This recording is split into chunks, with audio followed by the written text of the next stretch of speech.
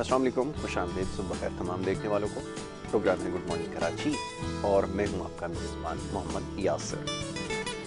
Programme good morning Karachi में बात होती है मसाइल के हवाले से, अवामी नौयत के मामलों पर गुफ्तगू की जाती है। उसके साथ साथ हालात हाज़रा के ऊपर प्रोग्राम में गुफ्तगू करते हैं। बहुत सारे पैगाम आपके मौसूल होते हैं रोज़ाना की बुनियाद पर। ज़्यादातर पैगामात में इस चीज़ की निशानदही की जाती है कि सुबह के प्रोग्राम में कोई अच्छी खबर हमारे लिए लेकर आए। बड़ी कोशिश करते हैं, बहुत ज़्यादा सोचते हैं कि क्या कुछ ऐसा कहें टीवी पे बैठ के जिससे लोगों को तसल्ली हो, कोई तशफ़ी हो, कोई उम्मीद पैदा हो, कोई रास्ता नज़र आए। लेकिन लगता ऐसा है कि शायद यही सारे मामलात हमारी किस्मत बनकर रह गए हैं, जिसमें रोज़ाना अशिया खुर्दनोश की कीमतों में इजाफ़ा, पेट्रोल की कीमतों में इजाफ़ा, टैक्सेस की बहुतात और ये सारे मामला। और इसके ऊपर बात करना इसलिए ज़रूरी है कि लोगों को आगाह रखा जाए कि जो कुछ मौशी फ़ैसले किए जा रहे हैं इसके क्या असरात मुरतब होंगे, ऐसी सूरत हाल में क्या कुछ किया जा सकता है। ये वो सारी बातें हैं जो प्रोग्राम में ज़ेर बहस आती हैं। इसके अलावा कोशिश करते हैं कि जो सेहत के हवाले से आपके मामलात हैं यकीनन आगे चलकर उन पर भी गुफ्तगू होगी और प्रोग्राम के ज़रिए अपने उसके ऊपर बात करें। ख़बरें आप तक पहुंचाते हैं, सुबह से लेकर शाम तक आप तमाम प्रोग्राम्स में देखते हैं हालात हाज़रा पर गुफ्तगू होती है। अभी जो कुछ हुआ है ब्रदर मुल्क तुर्की में, जिसका नया नाम तुर्किया रख दिया गया है,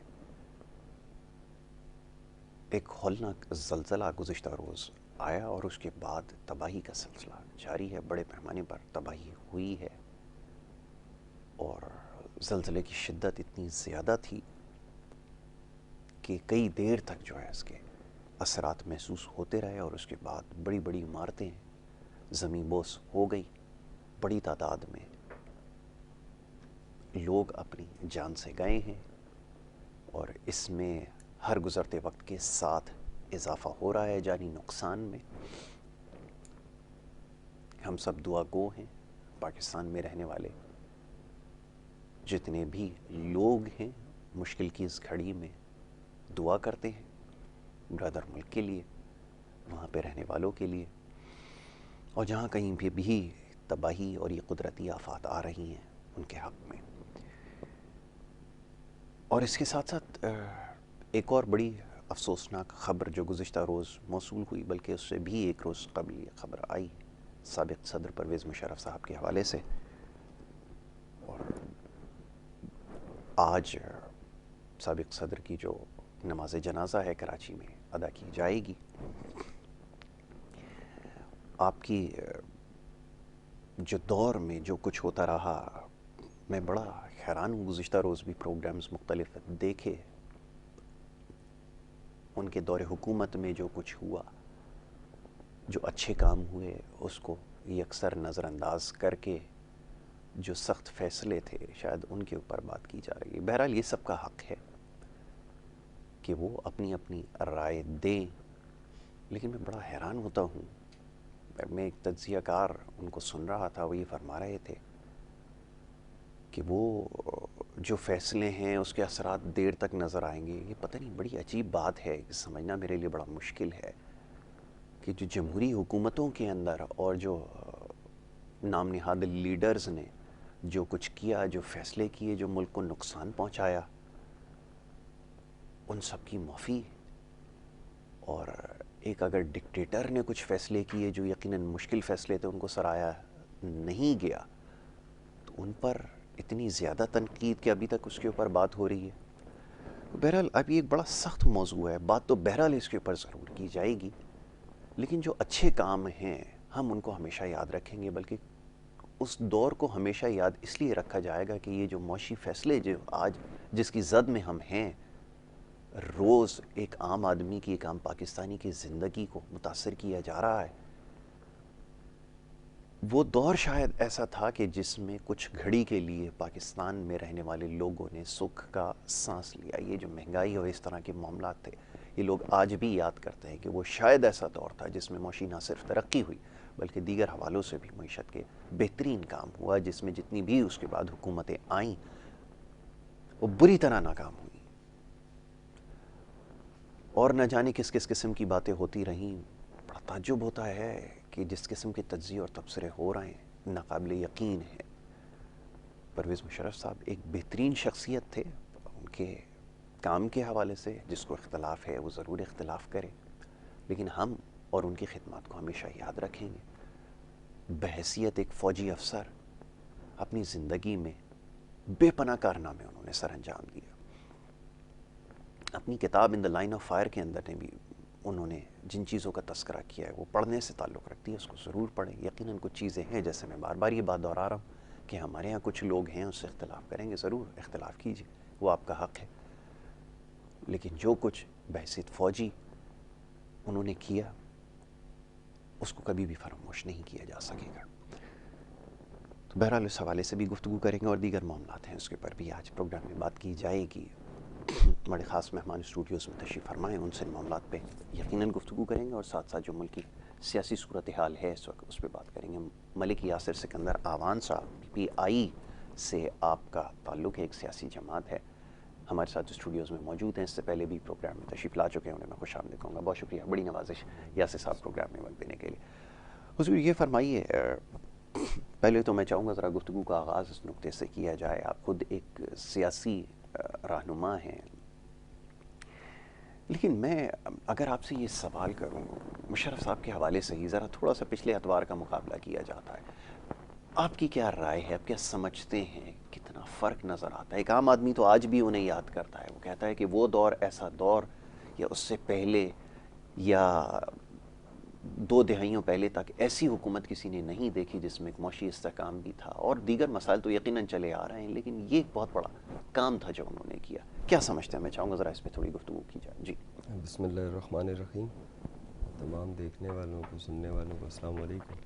یاسر بھائی آپ صحیح فرما رہے ہیں, مشرف صاحب کا دور تقریباً 8 سے 9 سال وہ جی ہمارے ملک کے حکمران رہے, اور وہ ایک سخت حالات تھے اس خطے کے لیے. افغانستان کے حوالے سے بڑے اہم فیصلے ہمیں کرنے پڑے.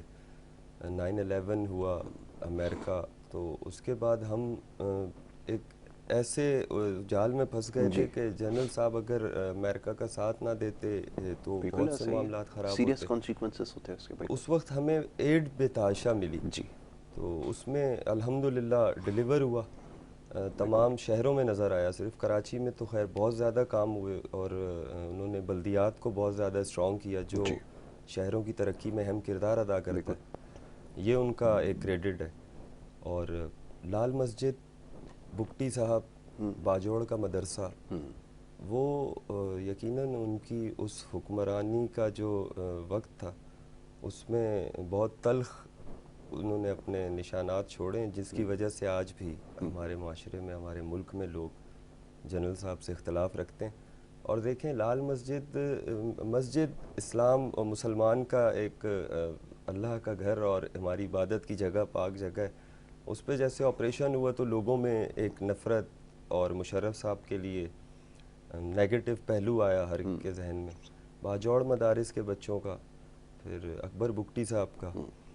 لیکن ہم ترقی کے حوالے سے دیکھیں یا ان کی حکمرانی دیکھیں تو بے شک اس میں مہنگائی بہت زیادہ کنٹرول رکھی جی گئی, ترقیاتی کام ہوئے.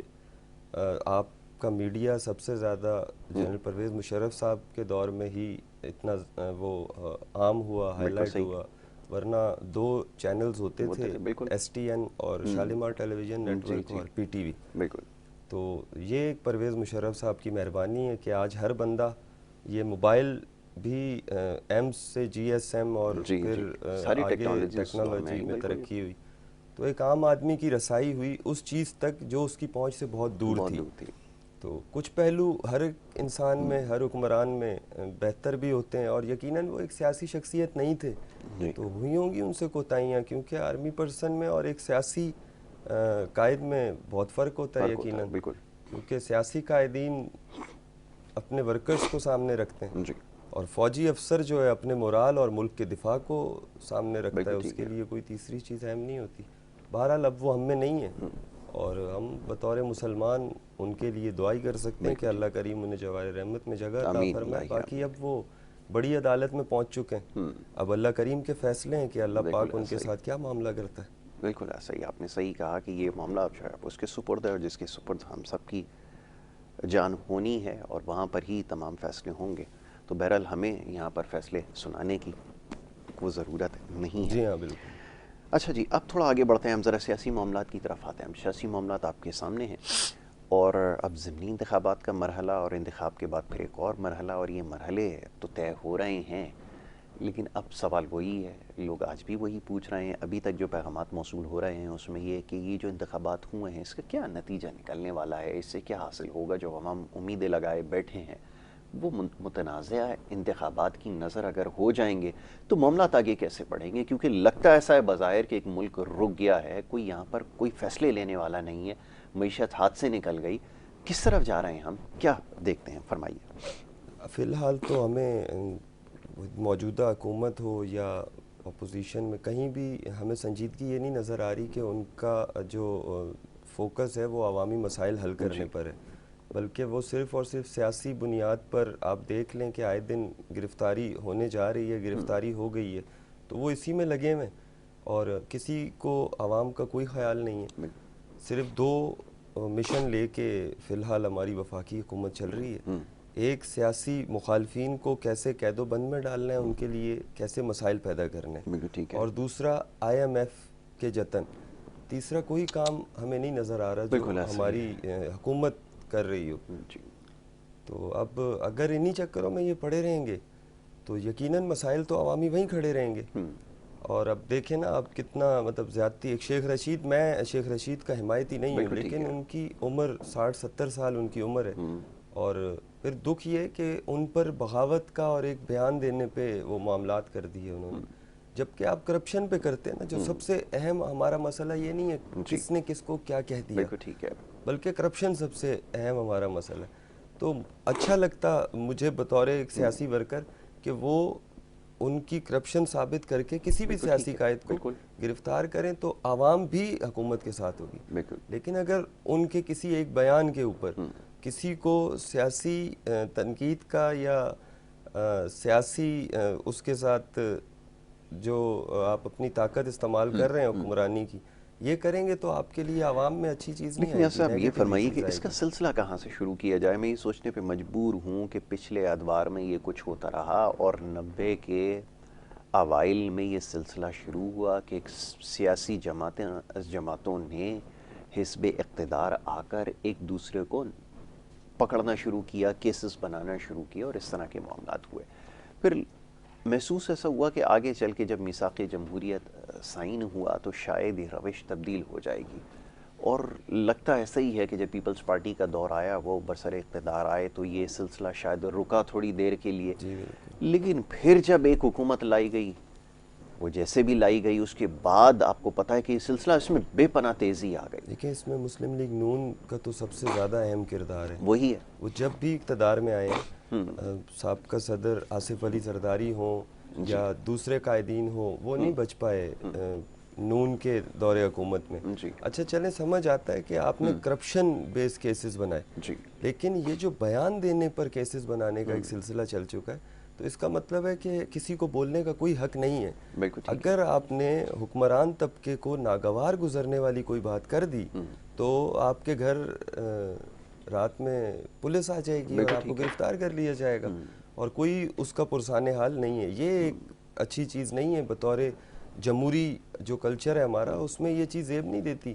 ہاں اگر انہوں نے کوئی ایسی بات کی ہے جو آئین اداروں پر اس حد تک تنقید کرتی ہے کہ وہ ان کی معیار کو گرا رہی ہے، تو آپ اس پہ ان کو نوٹس جاری کر سکتے ہیں، ان سے جواب طلبی کر سکتے ہیں، انہیں گنجائش دے سکتے ہیں معافی مانگنے کی۔ یہ ایسے کام نہیں ہے جو ناقابل معافی ہیں۔ لیکن اس کے لیے تو پھر آپ کو سیاسی شعور بیدار کرنا پڑے گا۔ افسوس اس بات کا ہے کہ یہاں پر کچھ نہیں بلکہ بڑی تعداد لوگوں کی ایسی ہے جو ایک بڑے طویل عرصے سے سیاست میں ہیں، پارٹیاں انہوں نے ضرور تبدیل کی ہیں، لیکن ان کا تعلق براہ راست رہا ہے ملکی سیاست سے، اور یہ سارے اس کا حصہ بنتے رہے ہیں، ایک دوسرے کے خلاف جو ہے وہ طاقت کا استعمال کرتے رہیں۔ بالکل۔ تو پھر یہ روش کیسے تبدیل ہوگی اور کون کرے گا؟ سوال یہ پیدا ہوتا ہے، اور ہر شخص یہاں پر دعوے دار ہے، کوئی فلانا ریاست بنانے کی کوشش کر رہا ہے، کوئی کچھ کر رہا ہے، لیکن طرز سیاست تبدیل نہیں ہو پا رہا، اور جو کہ یقین کیجئے کہ آگے بھی تبدیل نہیں ہوگا، پھر کیسے معاملات سمجھیں؟ دیکھیں یاسر بھائی، اس وقت جو سب سے زیادہ ہمارے ساتھ زیادتی ہو رہی ہے وہ یہ ہو رہی ہے کہ ان لوگوں کو پروموٹ کیا جا رہا ہے جو آج سے پہلے ہماری ریاست کے خلاف لوگوں کو اکساتے رہے ہیں، ہمارے ریاستی اداروں کے خلاف اکساتے رہے ہیں، اور آج بھی وہ لوگ پہلے سے زیادہ بے باک ہو کے ریاست کو للکار رہے ہیں، اور ریاست کو ہماری پولیس کو خاص طور پہ لگا دیا گیا ہے سیاسی انتقام کے پیچھے۔ اس وقت سب سے زیادہ ہماری ریاست حکومت کو یہ چاہیے کہ وہ ان لوگوں پر نظر رکھیں جو لوگ دشمن کے ہاتھوں میں کھیل رہے ہیں اور ہمارے ملک کو کمزور کرنا چاہتے ہیں۔ یقیناً یہ جو ہم ابھی شیخ رشید یا دوسروں کی بات کریں تو مریم نواز یا حمزہ شہباز یا شہباز شریف صاحب، پھر میں کہوں گا پیپلز پارٹی کی قیادت نے تو نچلے درجے کی جیل کاٹی ہے، قید کاٹی ہے، تشدد اور ان کے ساتھ مشکلات، لیکن مریم نواز ہوں یا مسلم لیگ نون کے قائدین ہوں تو ان کو تو ہتھکڑیاں نہیں لگائی گئیں، ان کو تو پروٹوکولز دیے گئے۔ اس کے برعکس اگر آپ دوسرے قائدین کے ساتھ اس طرح کا کردار ادا کریں گے، روش روا رکھیں گے، تو عوام میں یہ ایک پازیٹیو پوائنٹ نہیں جائے گا، بلکہ لوگ دل برداشتہ ہوں گے اور نفرت کریں گے آپ سے۔ یہ بات آپ کی درست ہے، میں شاید اس کی نشاندہی نہیں کرنا چاہوں گا، لیکن جو کچھ ہوتا رہا، جو وزیر اعظم کی ایما کے اوپر اے سی بند کر دیے گئے، بستر نکلوائے گئے، یہ بھی تو اسی ملک میں ہوتا رہا۔ بہرحال اس وقت بھی یہ بات سمجھائی جا رہی تھی کہ یہ ساری چیزیں غیر ضروری ہیں، آپ کی جو کل توجہ اور ترجیح ہونی چاہیے وہ ملکی معیشت ہونی چاہیے اور سیاسی معاملات کو بہتر بنانا ہونا چاہیے، لیکن ریاست بری طرح ناکام ہوئی، نہ معاشی معاملات سنبھل سکے، ایڈمنسٹریٹو فیلئر نظر آیا، کرپشن کا دورہ تھا، یہ سب کچھ ہوتا رہا، جس کے اوپر آج تک ہم سوچ رہے ہیں کہ شاید کبھی اس حوالے سے بھی بات کریں، بیرونی سازشوں کا بھی بیانیہ جاری کیا گیا، اور نہ جانے کتنی باتیں ہوئیں، اور اب تک تو وہ محسن نقوی صاحب تک جو ہے وہ بات پہنچی، اور پھر نئی بات شروع ہو گئی۔ تو بہرحال اب شاید وہ بیانیے بھی دم توڑتے جا رہے ہیں اور سیاست بھی جو ہے وہ ختم ہوتی جا رہی ہے۔ خان صاحب کا یقیناً جو آج وہ جس حال میں، وہ اسی وجہ سے کہ انہوں نے اپنے دور میں اے سی بند کرنے، گدے ہٹوانے کے اوپر زیادہ ٹائم لگایا، بلکہ وہ وقت اپنا لگاتے عوام کی فلاح پر، وہ یہی لوگ سوال کر رہے تھے کہ یہ صورتحال نہ ہوتی، یہ اکثر مختلف ہوتی۔ جناب دوسرے مہمان بھی ہمارے ساتھ یہاں موجود ہیں، سید علی شاہ اسد علی شاہ بخاری، پاکستان تحریک انصاف سے آپ کا تعلق ہے، انہیں بھی خوش آمدید کہیں گے۔ اچھا جی، لیکن اس سے پہلے ایک بریک کے لیے کہا جا رہا ہے۔ اچھا جی، بریک ہے یا بریک؟ اچھا، اس کے بعد بریک پہ چلے جائیں گے۔ تو اسد علی شاہ بخاری یہاں پر موجود ہیں، انہیں میں خوش آمدید کروں گا۔ بہت شکریہ بھائی پروگرام میں وقت دینے کے لیے۔ فرمائیے، یہ جو سیاسی معاملات ہیں ابھی جس کے حوالے سے گفتگو کر رہے تھے، اس کو ایک طرف رکھتے ہوئے جو بلدیاتی انتخابات میں جو کچھ ہوا ہے، جو کچھ دیکھا گیا، اس کے حوالے سے کیا کہیں گے؟ اور پھر یہ کہ جیسے جماعت ہمیں متحرک نظر آ رہی ہے، پی ٹی آئی کا بھی ایک اسٹیک یہاں پر موجود ہے، کیوں آواز اتنی کمزور پڑ گئی ہے کہ ان معاملات کو حل کرنے کے لیے ابھی تک کوئی مؤثر اقدام نہیں اٹھایا گیا؟ فرمائیے کیا کہیں گے؟ دیکھیں، سب سے پہلے تو میں یہ کہوں گا کہ بلدیاتی الیکشن جو ہے اپنے مقررہ وقت پہ نہیں ہوئے۔ کبھی الیکشن کمیشن کی جانب سے نوٹیفکیشن جاری کیا جا رہا تھا کہ اپنے وقت پر ہی ہوں گے، جس طرح پہلے جولائی میں ٹائم دیا گیا 27 جولائی، اس کے بعد آگے ٹائم دیا گیا، تو اس طرح سارے لوگ اپسیٹ، عوام بھی اپسیٹ ہو گئی اور سیاستدان بھی اپسیٹ ہو گئے کہ الیکشن اب بھی نہیں ہوں گے۔ آخر تک جو اب جو ڈیٹ دی گئی تھی الیکشن کمیشن کی جانب سے فائنل، وہ اس ڈیٹ پہ بھی کوئی بالکل ٹھیک ہے اسد، اس کے اوپر گفتگو کرتے ہیں، ایک چھوٹی سی بریک کے لیے کہا جا رہا ہے، ایک مختصر سی بریک لے لیتے ہیں، اسی نقطے سے گفتگو کا آغاز کریں گے، یہ بات بالکل درست ہے، اس کے اوپر بات کرنی ضروری ہے۔ بریک لے رہے ہیں، بریک سے واپس آئیں گے، آپ دیکھتے رہیے پروگرام گڈ مارننگ کراچی۔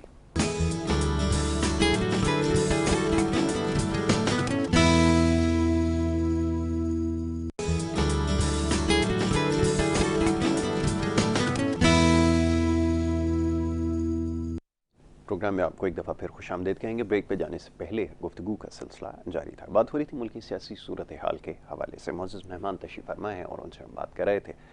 جناب سید اسد علی شاہ بخاری صاحب تشریف فرما ہے، پاکستان تحریک انصاف سے آپ کا تعلق ہے، اور بلدیاتی انتخابات کے حوالے سے بات کر رہے تھے۔ ایک بڑے عام نقطے کی طرف انہوں نے نشاندہی کی ہے کہ یہ جو انتخابات میں تاخیر تھی، یہ ایک وجہ بنا ہے جس کی وجہ سے عوام کی ایک تو دلچسپی کم رہی ہے، اور دوسرا انتظامی معاملات کے اندر جو ہے وہ کافی زیادہ بگاڑ پایا گیا، جس کی وجہ سے یہ صورتحال ہے. جی فرمائیے. جی بالکل یاسر بھائی، یہ معاملات جو رہے بلدیات کے، یہ عوام کا رجحان کم ہو گیا اس میں. جی. اور اس وقت مہنگائی کا وہ طوفان ہمارے ملک میں برپا ہے کہ ہر آدمی اس وقت پریشان ہے. بالکل ٹھیک ہے. معاشی طبقہ جو ہے، آپ چھوٹا طبقہ لے لیں، مڈل کلاس لے لیں، یا ہائی پروفائل لوگ لے لیں، وہ سارے اس وقت کاروباری طبقے، مگر کاروباری ایک پوزیشن بہت خراب. بہت زیادہ. بالکل. اچھا، ان کو انٹرسٹ نہیں رہا. جو بھی سیاستدان آیا ان سے وہ مایوس ہی رہی عوام، کہ انہوں نے جو وعدے کیے اور جو یقین دلایا کہ ہم لوگ آ کے مہنگائی کو دور کریں گے. جیسے میں ہماری حکومت کی بھی بات کرتا ہوں، خان صاحب کی، تو خان صاحب کی بڑی کوشش رہی کہ مہنگائی کو ہم دور کیا جائے، اور تاکہ عوام کے جو ہمارے ملک پہ جو قرضہ ہے اس پہ کم سے کم جو ہے ریشو ہو جائے، اور ملک ہمارا جو ہے خوشحالی کی طرف جائے. لیکن صورتحال جب دیکھی، جو ایک ٹیم کی ناقص کارکردگی، ہماری ٹیم کی کچھ کارکردگی ناقص بھی رہی، جس میں اسٹارٹ لیتا ہوں جہانگیر ترین صاحب سے. تو آپ دیکھ سکتے ہیں کہ وہ پارٹی میں آئے، پھر ایک ان پہ اسکینڈل آیا جو شوگر مل کا آیا اور شوگر کی طرف سے آیا، تو اس میں پھر علیم خان صاحب نے بھی ان کا ساتھ دیا. تو عمران خان صاحب ان کاموں میں بڑے مایوس رہے کہ حکومت، ایک تو کرونا بیچ میں آ گیا کہ ہمارے، پھر بھی انہوں نے معاشی جو ہے اس کو، ہمارے ملک کو مستحکم کیا، مضبوط کیا، اور کسی کمزوری کی طرف جانے نہیں دیا. اور سب سے بڑی بات میں یہ کہوں گا کہ عوام کو ہر طریقے کی فیسلٹیز پرووائڈ کرنے کے لیے خان صاحب نے ہر ممکنہ کوشش کی. لیکن جو ہماری ٹیم کی، جو نیچے کی ٹیم ہے، ان سے خان صاحب یہ سوچ کے امید لگا کے جو بیٹھے تھے، وہ امیدیں پوری نہ ہو سکیں، جس کی وجہ کافی آتی ہیں کہ کچھ لوگ ایسے تھے جو صرف کاروبار کو ہمارے سیاسی ہتھیار بنا کر استعمال کرتے رہے، اور انویسٹر کی طرح پارٹیوں کے اندر آئے اور اپنا مفادات حاصل کیا. اور مفادات حاصل کرنے کے لیے انہوں نے یہ نہیں دیکھا کہ ہم اپنی عوام کو تکلیف دے رہے ہیں یا ملک کو تکلیف دے رہے ہیں. انہوں نے اپنے مفادات حاصل کیے، جس پر ہمارے خان صاحب نے سخت ایکشن لیا. اور اس ٹیم کی ناقص کارکردگی کی وجہ سے آج جو ہماری پارٹی میں یہ پوزیشن آئی ہے، اس کی وجہ سے یہ پوزیشن آئی ہے. ماشاءاللہ میرے بھائی اتنا سچ بول رہے ہیں، میں حیران ہوں، اور تعجب بھی ہے کہ یہ پہلا شخص مجھے ایسا ملا ہے جو اتنی کھل کر بات کر رہا ہے اور اتنی سچی. بھائی پارٹی کے اندر رہنا ہے یا نہیں رہنا؟ بات پارٹی نہیں، بات دیکھیں، ہم سیاست میں جب آئے تو ہمارا یہ مقصد تھا کہ اولین ترجیح تھی کہ لوگوں کو انصاف دلایا جائے. سب سے بڑی یہاں کی جو جوڈیشنل ہے وہ بہت ہی کمزور ہے، لوگوں کو انصاف فراہم نہیں کیا جا رہا، اور جس کے لیے ممکنہ کوشش خان صاحب نے اتنی کی کہ جوڈیشنل کو سب سے پہلے مضبوط کیا جائے. لیکن پورا نیچے کے لوگوں نے ساتھ نہیں دیا. نیچے کے لوگوں نے ساتھ نہیں دیا. باقی دوسرا سسٹم بھی ہمارا اتنا کرپٹ ہو چکا ہے کہ چپراسی سے لے کر افسران تک پورا محکمہ کرپٹ ہے. اچھا، آج جو ہمارا ملک پیچھے ہے، ٹیکس نہ ملنا، تو وہ سارا نچلے طبقے میں بوجھ ڈالا جا رہا ہے. جبکہ جو بڑے لوگوں کا طبقہ ہے، مقصد بڑے پیمانے کے لوگ ہیں، وہ تو ٹیکس دیتے ہی نہیں ہے. ٹیکس، اچھا، ان کی انکوائری کے لیے جو جوڈیشنل بنائی جاتی تھی، جو لوگ ہائر کیے جاتے تھے ہماری پارٹی کی طرف سے بھی، جیسے شہزاد صاحب تھے جو نیب میں اپنا کام انجام دے رہے تھے، شہزاد اکبر صاحب، انہوں نے بھی اپنے کام کو صحیح طریقے سے انجام نہیں دیا، اور جو امیدیں خان صاحب نے ان سے لگائی تھی وہ پوری نہ ہو سکی. لیکن پھر بھی اس شخص نے اکیلے پوری پارٹی میں کوشش کی، پورے پاکستان کے لیے کوشش کی، اور اب تک کوشش ان کی جاری ہے، جس پہ ہم لبیک کرتے ہیں. بالکل ٹھیک ہے. مجھے صاحب فرمائیے گا کہ ہمارے بھائی جو ہیں، یہ بڑی کھل کر انہوں نے بات کی ہے، یہ وہ سوالات ہیں، یہ وہ باتیں ہیں جو ہم سننا چاہ رہے تھے، جو کافی دیر سے ہم کہہ رہے ہیں کہ جو اوپر لیڈرشپ ہے، یا خان صاحب خود یہ بات کریں، یہ تسلیم کریں. جیسے میرے بھائی نے کہا کہ اگر آپ کی نیت صاف ہے، لیکن نیچے تو یہ کچھ ہوتا رہا، لیکن آج بھی وہ اسٹیٹ آف ڈینائل میں نظر آتے ہیں، یعنی کہ آج بھی وہ یہ بات اقرار اس کا نہیں کر رہے کہ یہ غلطیاں ہوئی ہیں. کہ بڑے آنیسٹ ورکر ہیں، بڑے ڈیڈیکیٹڈ ورکر مجھے نظر آئے کہ جنہوں نے کھل کر یہ بات تسلیم بھی کی ہے کہ ہمارے جو نیچے لوگ تھے پارٹی کے اندر، انہوں نے ساتھ نہیں دیا اور ٹھیک طرح سے اپنا کام نہیں کیا. میرے خیال میں اتنی سیاسی جرأت ہر کسی کے پاس نہیں ہے، بلکہ کسی کے پاس بھی نہیں. جی سر بھائی، میں ان کی جماعت کے حوالے سے تو بات اس طرح سے نہیں بالکل ٹھیک ہے، لیکن میں یہ ضرور کہوں گا کہ دیکھیں، قیادت اور حکمران میں، قائد اور حکمران میں یہی فرق ہوتا ہے.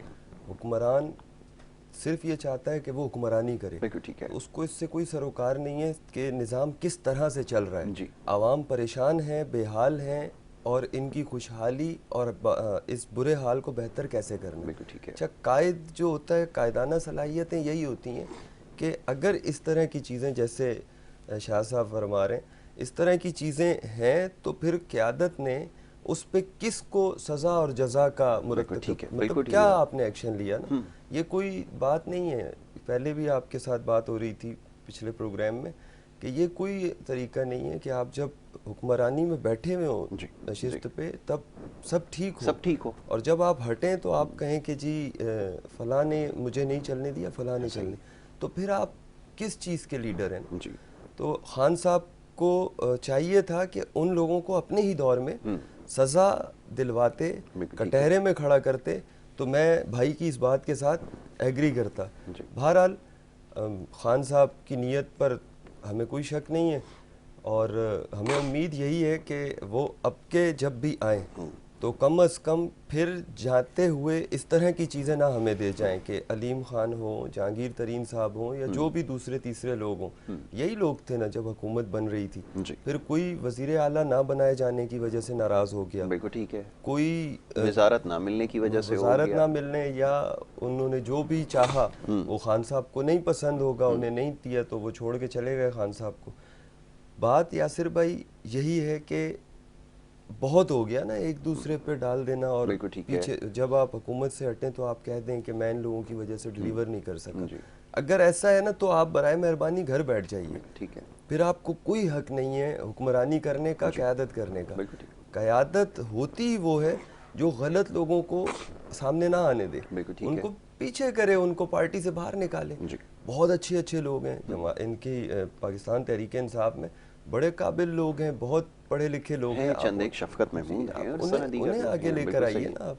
اور بالکل اس میں کوئی شک نہیں ہے کہ پاکستان تحریک انصاف کی حکومت نے کووڈ کے ساتھ جس طریقے سے پالیسی بنائی، اور وہ جو 2 سال کا عرصہ تھا جس میں پوری دنیا نے سراہا پاکستان کی پالیسیز کو اور عمران خان کے اس وقت کے فیصلوں کو، اس میں کوئی شک شبے کی بات نہیں ہے کہ وہ ایک بہترین طریقے سے اس کو لے کر چل رہے تھے، اور انہیں چلنے دیا جاتا، 5 سال وہ پورے کرتے تو پھر ان کا احتساب بھی کیا جاتا۔ اچھا، وہ ایک چیز اور ہے اس کے اندر، یہ ہمیشہ کریڈٹ کی بات ہوتی ہے، میں ہمیشہ اس چیز کی وضاحت کر دیتا ہوں کہ یہ وہ پہلا موقع تھا کہ جس وقت جتنے بھی ملک کے اندر سیاسی جماعتیں تھیں وہ شاید ان تمام فیصلوں کے اندر آن بورڈ تھیں۔ یقیناً ایک اختلاف اس میں بھی رہا کہ یہاں سندھ کے اندر الگ پالیسی تھی، وفاق میں الگ پالیسی تھی، لیکن بائی اینڈ لارج اس کے اوپر کنسنسس پایا جا رہا تھا اور سب کی کنٹریبیوشن اور کوارڈینیشن ہوئی تھی۔ ایک مثال بھی ہم اس لیے دیتے ہیں ہمیشہ کہ اگر آپ دیگر قومی معاملوں کے اندر بھی اگر یہ کوارڈینیشن رکھتے کہ جس کے اندر آپ مانیٹرنگ ہو رہی تھی، آپ نے ایک بورڈ بھی بنا دیا تھا اس کے لیے،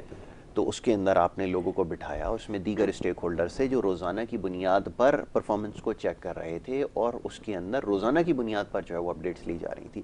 تو اگر دیگر معاملات کے اوپر بھی اگر آپ اس کنسنسس کے ساتھ چلتے، جس کا بھی ہم تذکرہ کر رہے تھے کچھ دیر پہلے، تو یقیناً صورتحال مختلف ہوتی ہے، اور آج آپ کسی مستحکم پوزیشن پر ہوتے، جو کہ نہیں کیا گیا، اور پھر ذمہ داری ڈال دینا جس کا بھی کچھ دیر پہلے بھی ہم نے نشاندہی کی ہے، مناسب نہیں ہے۔ جی آپ بات مکمل۔ یاسر بھائی عرض یہ کر رہا ہوں کہ پالیسی نا 2 چیزوں پر تو آپ سب کو مل کر بیٹھنا پڑے گا، اگر آپ نہیں بیٹھیں گے تو حالات ٹھیک نہیں ہوں گے۔ دیکھیں 2 چیزیں جس کا ہم پچھلی 4 5 6 دہائیوں سے شکار ہیں، دہشت گردی اور معاشی بدحالی۔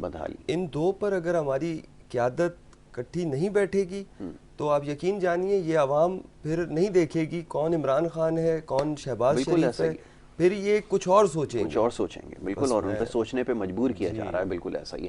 شاہ صاحب یہ فرمائیے کہ اب یہ جو ایک معاملہ ہے پارٹی کے اندر، کیونکہ جب بنیادی انفراسٹرکچر موجود نہ ہو، جب تنظیم سازی نہ ہو، تو اب ہماری نالج میں جو ہے وہ ایک الگ بات ہے، آپ کی یقیناً علم میں ہوگا کہ ٹکٹوں کا مسئلہ، پھر یہ اپنے لوگوں کو نوازنے کا چکر، یہ ہر جگہ یہی نظر آتا ہے، لیکن یہاں تو ہم امید لگائے بیٹھے تھے کہ ایک عام آدمی کو، ایک ورکر کو، آپ جیسے کارکن کو جو ہے وہ نوازا جائے گا یا اس کو اس کی محنت کا صلہ ملے گا۔ کیا ہوا یہ فرمائیں۔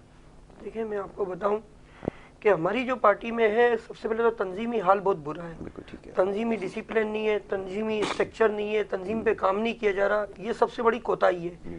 آج آپ دیکھ رہے ہیں کہ ایم کیو ایم کا گراس روٹ کامیاب رہا، اور اس طریقے سے پیپلز پارٹی کا گراس روٹ کامیاب رہا، نون لیگ کا بھی گراس روٹ کامیاب رہا۔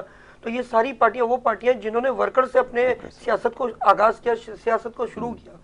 ہماری پارٹی میں جو ایک میں یہ کہہ لوں ہائی پروفائل لوگ ہیں، انویسٹر لوگ ہیں، وہ پارٹی کے اندر آئے اور وہ ان کو پارٹی میں لائے بھی خان صاحب کے قریبی لوگ، جیسے کہ مثال کے طور پہ علی زیدی صاحب کا میں کھلا نام لیتا ہوں کہ علی زیدی صاحب لائے انہوں نے، اور علیم عادل شیخ صاحب ہیں، اور وہ دوسرے ہمارے فردوس شمی نقوی صاحب ہیں، ہاں، اور یہ اپنا گورنر خرم شیر زمان صاحب ہیں، اور جو گورنر بنے عمران اسماعیل صاحب، انہوں نے ہمیں جو امیدیں تھیں ان لوگوں سے وفاق کے اندر گورنر بننے کے بعد انہوں نے کوئی بھی امید پہ پورا نہیں اترے، اور عوام کے لیے جو خان صاحب نے کہا تھا کہ گورنر ہاؤس ہر وقت کھلا ہے اور یہاں پہ کام ہوگا، تو میں دوسرے عوام کی تو ذکر نہیں کرتا، سب سے پہلے ورکر ہوتا ہے. بالکل ٹھیک ہے. جب ہم ورکروں کو وہاں پہ سہولت نہیں تھی جانے آنے کی تو عوام کا کیا حال ہوگا؟ ہمیں ریفیوز کیا جاتا تھا. حالانکہ میں آپ کو بتاؤں، ایک کہتے ہیں نا کہ ورکر کی ایک ورکنگ ہونی چاہیے کہ ورکر کو ترجیح دی جائے. شاہ صاحب آخری ملاقات کب ہوئی خان صاحب سے؟ آخری ملاقات میری جب وہ انصاف ہاؤس میں آئے تھے اور سمجھ لیں پاناما لیکس کا جب میٹر چل رہا تھا تو اس میں وہ انصاف ہاؤس میں آئے تھے، تو میں دور سے ان کی بات سن رہا تھا. تو خان صاحب نے یہی کہا کہ نہ ہم علی زیدی صاحب پہ بلیو کرتے ہیں، اور علی زیدی صاحب کو جس ورکر کو تو بڑا ہنگامہ بھی ہوا تھا اس کے اوپر، بڑا ہنگامہ ہوا تھا، ورکروں نے علی زیدی کو پسند نہیں کیا تھا. ورکروں کا کلیئر کہنا تھا یہ شخص پارٹی کو نقصان پہنچا رہا ہے. لیکن خان صاحب نے اس وقت پتہ نہیں کیا ان پہ اتنا ٹرسٹ تھا کہ خان صاحب نے کھلا یہ کہا کہ جس ورکر کو جانا ہے جائے، علی زیدی کہیں نہیں جائے گا. اچھا آج میں یہ کہوں کہ یہ ایک لوبنگ ہماری ہے جو کراچی میں حاوی ہے. اس میں ایک اور بھی ایڈیشنل آ گیا ہے، وہ ہے آفتاب صدیقی. میں نے آفتاب صدیقی، یہ پیراگون کمپنی کے مالک ہیں. اچھا انہوں نے گراس روٹ کو تو ختم ہی کر دیا، چاہے اچھا ورکر ہو، سچ بولنے والا ہو، یا ان کی چمچا گیری کرنے والا تو وہ ان کے ساتھ رہے گا. لیکن اچھا ورکر جو صلاحیتیں رکھتا ہے اور جو بات کرتا ہے انصاف کی، جو بات کرتا ہے عوام کے حقوق کی، اور جو بات کرتا ہے ملک کو نیا پاکستان بنانے کی خان صاحب کے ساتھ، اس بات کو تو انہوں نے بالکل ہی دبا دیا. اب کراچی کے حالات ایسے ہیں، میں آپ کو بتاؤں کہ میں جس میٹر پہ روشنی ڈالنے جا رہا ہوں کہ ایک آدمی ہوتا ہے نا انسان کسی کی برائی کیوں کرتا ہے، اچھائی تعریف کرنی چاہیے اپنی پارٹی کی، لیکن میں سچ بولتا ہوں. چاہے سچ کے لیے کہاں تک میرے والد صاحب آج دنیا میں نہیں رہے، لیکن مجھے انہوں نے یہ کہا کیسے بھی حالات ہو آپ سچ بولو، کہیں ڈرو نہیں، کیونکہ اللہ کی ذات آپ کو دیکھ رہی ہے. اس چیزوں سے پیچھے نہیں ہونا چاہیے. اب ہمارے میں ایک فردوس شمیم صاحب کی مثال دیتا ہوں کہ انہوں نے ایک پروجیکٹ، یہ ایک بلڈرز بھی ہیں، بہت مقصد بڑا ان کا کام ہے بلڈرز کا. تو میری یہاں سے شروعات کرتا ہوں. فردوس شمیم نقوی صاحب نے سونی ہیلمٹ ایک سوسائٹی بنائی، سونی ہیلمٹ سوسائٹی ملیل گڈاپ ٹاؤن میں واقع ہے. وہاں پہ انہوں نے ایک بکنگ کی، اور بکنگ انہوں نے کی 2017 کے اندر. اچھا 2017 میں بکنگ کی، پلاٹ کی قیمت 120 گز کی کیٹیگری تھی اور 10 ایکڑ یہ زمین تھی. اچھا یہاں پہ 120 گز کی کیٹیگری میں 5 لوگ جو ہیں وہ انہوں نے ان کے خلاف تھے. انہوں نے کہا کہ جب پروجیکٹ ان کا شروع ہو گیا یعنی اسٹارٹ ہوا تو انہوں نے سب سے پیمنٹیں لینا شروع کر دی. پیمنٹوں کی سلپ بھی دیتے رہے، بعد میں الاٹمنٹ لیٹر بھی دیا، لوکیشن لیٹر بھی دیا. تو اس کے بعد انہوں نے کہا کہ ہم یہ پروجیکٹ کو کینسل کر رہے ہیں، اور اخبار میں ایک دم اشتہار آیا. وہ اشتہار بھی میرے پاس پڑا ہے تو میں دکھا سکتا ہوں آپ کو. اس میں کلیئر لکھا ہوا ہے کہ فردوس شمیم نقوی اس پروجیکٹ کے ہونر ہے، اور یہ جنگ اخبار میں اشتہار دیا گیا تھا ایس بی سی کی جانب سے کہ یہ پروجیکٹ منسوخ کیا جا رہا ہے. اگر کسی کو اعتراض ہو ایل کو تو وہ اس معاملے میں 7 دن میں اپنی درخواست جمع کرے. ایس بی سی نے یہ اخبار میں یہ بات کہی ہے. اچھا اس میں ہمارے پاس جو ایل کمپلین لے کے آئے، دیکھیں ہمارا کام ہے غریبوں کو انصاف دلانا. اچھا اوپر انصاف نہیں ملتا، وہ نیچے طبقے کے پاس آتے ہیں، تو وہ میرے پاس آئے. اچھا میں باحیثیت ڈسٹرکٹ ساؤتھ کا جنرل سیکرٹری تھا پاکستان تحریک انصاف کا، گراس روٹ سے میں نے کام کیا ہے. 2015 میں بلدیاتی الیکشن بھی لڑ چکا ہوں وائس چیئرمین کی ٹکٹ کی حیثیت سے، اور بھرپور ماشاءاللہ کام کیا اپنی پارٹی کے لیے. اچھا اب میں آپ کو اس میں روشنی یہ ڈالوں، اور خان صاحب کو بھی اس پروگرام میں مجھے بتانا ہے. اس پروگرام میں آنے کا مقصد یہی تھا کہ جو کوتاہیاں ابھی بھی آپ دور کر لیں تو ہماری تنظیم کا ماحول اچھا ہو جائے گا. جو آج کراچی میں اتنی سیٹیں کم ہیں تو اس کی وجہ کیا ہے، اس کی وجہ میں بتانا چاہ رہا ہوں، اس پہ روشنی ڈالنا چاہ رہا ہوں کیونکہ یہ ایک ہماری پارٹی کا بہت بڑا مسئلہ ہے. یہ کھول کے دیکھیں عوام بھی سمجھ گئی ہے، دوسرے پولیٹیشین بھی اس پہ بات کر رہے ہیں. تو آج میں بھی ایک وضاحت کر دوں، جو بات سچ ہے اور حقائق ہیں اس سے میں پردہ ہونے نہیں دوں گا، اور عوام بھی یہ بات جانتی ہے، لیکن کوئی سچ سامنے لانا نہیں چاہتا. آج میں آپ کے سامنے سچ کو لا رہا ہوں. اس میں کلیئر لکھا ہے، اس میں اپروول جی 2009 سے 2014 تک کی. اب یہ ایلوکیشن لیٹر اور یہ رسید ہیں، سلیپ ہیں، آپ دیکھیں یہ اس میں 2017 میں بکنگ کی گئی ہے. اچھا 2014 میں اپروول ختم ہو جائے، ان کے پاس کوئی اپروول نہیں تھی فردوس شمیم نقوی کے صاحب کے پاس. اچھا انہوں نے بغیر اپروول کے انہوں نے یہ پروجیکٹ میں بکنگ کی. صحیح ہے، ایسے لوگ خان صاحب کو نشاندہی کرو پارٹی میں موجود ہیں تو عوام کا ووٹ بینک تو ٹوٹے گا نا. تو یہ رسیدیں ساری سونی ہیلمٹ کی. اچھا آپ دیکھیں اس میں 2017 لکھا ہوا ہے، کسی بھی رسید میں یہ نہیں لکھا ہوگا 2012 2013. نہ فردوس شمیم نقوی صاحب ثابت کر سکتے. میں پارٹی کا پہلا ایسا ورکر ہوں جس نے سچ اور آئینہ دکھانے کے لیے، کیونکہ پارٹی کا اسٹرکچر تباہ ہو رہا ہے کراچی کے اندر، تو کسی کو تو آواز اٹھانی ہے. ہم سے چمچا گیری ہوتی نہیں، ہم مخلص ہیں اپنی پارٹی سے. ہم خان صاحب کے نظریے پہ کل بھی قائم تھے اور آج بھی قائم ہے. لیکن کوتاہیاں جو ہوتی ہے اچھے ورکر کو نشاندہی کرنا، اس میں کوئی برا نہیں. اگر گھر کا بچہ بگڑا ہوا تو اس کو سمجھانا، یا گھر کا بڑا بگڑا ہے تو اس کے خلاف بھی آواز اٹھانا، یہ ہماری دین بھی بتاتا ہے، اور ہماری یہ سمجھ لیں تعلیم بھی یہ کہتی ہے. اب اس چیز کو بتائیں، اس چیز کو وضاحت کریں. تو ویسے تو میری رسائی خان صاحب تک نہیں ہو سکتی، لیکن میں نے سب سے پہلے اپنی پارٹی قیادت کو آگاہ کیا اس مسئلے سے.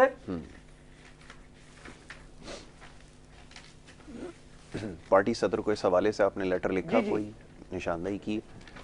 ہاں، تو ان کے پاس یہ سارے دستاویزات موجود ہیں، یہ میرا لیٹر ہیڈ ہے.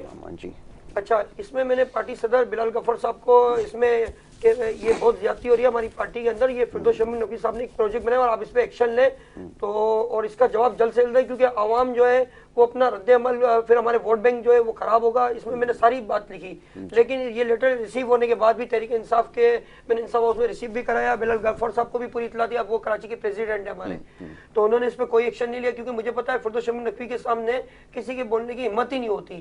لیکن میں پہلا شخص ہوں جو ورکر ہوں، میں اللہ کے سوا کسی سے نہیں ڈرتا، اور جو بات ہماری پارٹی کے ڈیفیکٹس ہیں وہ کمزوریاں سامنے لانا ضروری ہے، کیونکہ اب بھی میں کمزوری نہیں لاؤں گا تو جو ہماری ابھی سیٹیں ہیں وہ بھی نہیں رہیں گی آئندہ جنرل الیکشن میں. اچھا، آپ یہ اکیلے تھے جس کو اختلاف تھا یا آپ کے ساتھ بھی لوگ ہیں جن کو اختلافات رہے؟ کیونکہ ہماری نالج میں جو کچھ ہے وہ تو ہم بتاتے رہے ہیں، جس کا بھی آپ نے تذکرہ کیا تھا کہ جب سارا معاملہ ہو رہا تھا انصاف ہاؤس میں تو ہمارے بھی میڈیا کے لوگ وہاں پر موجود تھے جو کوریج کے سلسلے میں گئے تھے، اور جو وہاں پہ بدنظمی ہوئی تھی وہ ریکارڈ کے اوپر موجود ہے.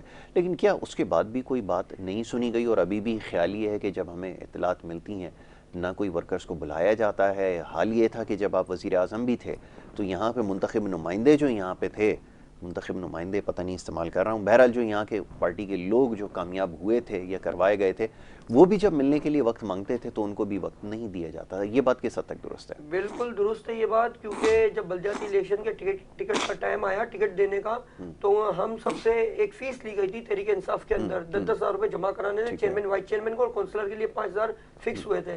تو ہم نے وہ 10,000 جمع کرائے، اور اس کے بعد ہمیں انسٹرکشن جو دینی تھی وہ انسٹرکشن نہیں دی. خفیہ میٹنگ ان کی ہوتی تھی. پیراگون کمپنی کے جو مالک ہیں آفتاب صدیقی صاحب، وہ ان کو انچارج بنایا گیا تھا. میں ساؤتھ کے حوالے سے بات کرتا ہوں، باقی پورے کراچی میں ناجائز ہوا ہے. جو مخلص ورکر تھا، جو پارٹی کو اچھی سیٹیں دلا سکتا تھا، اچھی پوزیشن دلا سکتا تھا، ان کو پارٹی سے دور رکھا گیا. اور جو ٹکٹ ہے، ٹکٹ کے حوالے سے پورے انصاف ہاؤس میں توڑ پھوڑ ہوئی، اور فردوس شمیم نقوی صاحب بھی موجود ہے. بلال ان کو سمجھ اپنی جان چھوڑانا ورکروں سے مشکل ہو گیا تھا، اور یہ اپنی جان بچائی. میں خود یہ منظر دیکھتا رہا سارا. اچھا، اس میں ہمارے جو وہ ہیں عطا اللہ صاحب بھی موجود تھے، اور اس میں وہ بھی موجود تھے ایڈوکیٹ عطا اللہ، بالکل ایم این اے بھی جو ہاں ایم این اے بھی ہیں، جو ایم این اے ہمارے، اور ایم این اے جہانگیر صاحب بھی موجود تھے جو وہاں سے جیتے ہیں اپنا یہ منظور کالونی سے، جو سمجھ لیں ان کے وہ بھی موجود تھے. تو انہوں نے بھی، جہانگیر صاحب نے بھی یہی بات کری کہ اس مسئلے کو ایک ٹھیک ہے. اچھا شاہ صاحب، وقت میرے پاس کیونکہ ختم ہو گیا، لیکن یہ بات کیونکہ مکمل نہیں ہوئی، شاہ صاحب کو جو ہے وہ دوبارہ سے مدعو کریں گے پروگرام میں، اور ان سے پھر مزید جو ہے اس بارے میں ایک چھوٹی سی بات کروں گا. اچھا، اب یہ جو مسئلہ ہے نا، دیکھیں میں نے انصاف دلانے کے لیے میں نے پارٹی کو چیلنج کیا، اگر آپ نے ایکشن نہیں لیا تو میں ایکشن لوں گا فردوس شمیم نقوی صاحب سے. تو میں نے یہ اینٹی کرپشن میں درخواست ریسیو کرائی ہے، یہ درخواست آپ دیکھیں. اور اس کے بعد اب میری سچائی یہ ہے کہ اس وقت تمام ادارے متحرک ہو گئے. ایس بی سی نے بھی لیٹر جاری کیا ہے کہ انہوں نے انلیگل بکنگ کی ہے، صحیح ہے نا. اچھا، اس میں انہوں نے پورا اپنی پاور کا زور لگا، لیکن سچ ہمیشہ جیتتا ہے. آج میں اپنی جیت پر ہوں، اپنی کامیابی پر ہوں. 92 نیوز بھی بتا چکا ہے.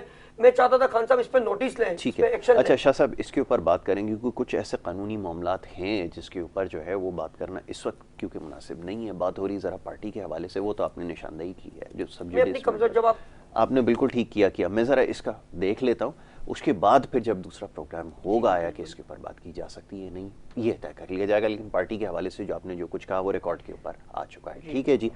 شاہ صاحب، اپنا ملک صاحب، آخر میں ایک جملہ میں چاہوں گا ذرا کہہ دیجئے. سیاسی ورکر ہیں، یہ صورتحال، اور صورتحال زیادہ مختلف نہیں ہے، ہمارے علم میں بھی کچھ چیزیں ہیں جس کا تذکرہ کرنا یہاں پہ خیر مناسب نہیں تھا.